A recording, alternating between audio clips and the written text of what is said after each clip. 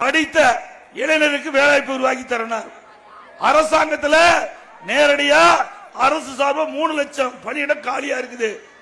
மற்ற துறை அரசு சார்ந்த துறையில 2 லட்சம் பணியிடம் காலியா இருக்குது. மொத்தம் 5 லட்சம் பணியிடம் காலியாக இருக்கிறது.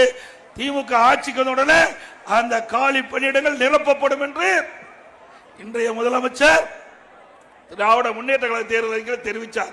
ஆட்சிக்கு வந்த பிறகு இந்த ஆண்டு சட்டமன்றத்தில் 50,000 காலி பணியிடங்கள் தான் நிரப்பப்பட்டது சொல்றாங்க. வெறும் 50,000 காலி பணியிடம் தான் நிரப்பப்பட்டதா சொல்றாங்க. அப்படின்னா எப்ப நிரப்புவீங்க? மீதி எல்லாம் 3 மாசத்துக்கு முந்தி ஒரே மாசத்துல 20,000 அரசு ஊழியர்கள் பணி ஓய்வு பெற்றிருக்கிறாங்க. இந்த 4 ஆண்டுல அரசு பணியில் இருக்கின்ற பணியாளர்கள் 75,000 பேர் ஓய்வு பெற்றிருக்கிறாங்க. அப்படின்னா நீங்க எங்க 4 லட்சம் காலி பணிகளை நிரப்புறீங்க? 5 லட்சம் காலி பணிகளை எப்ப நிரப்புறீங்க?